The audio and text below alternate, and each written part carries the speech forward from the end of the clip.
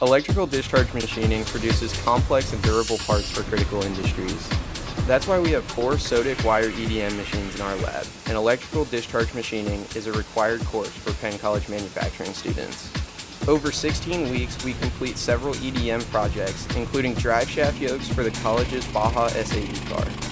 We create the shape of the part with design software.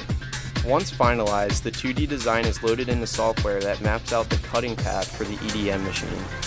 An electrically charged wire, about twice the thickness of a human hair, and the conductive material are submerged in deionized water. When the wire gets close to the conductive material, millions of sparks per second are generated. Those sparks erode microscopic particles from the material, resulting in the desired shape. The process can take hours depending on the part.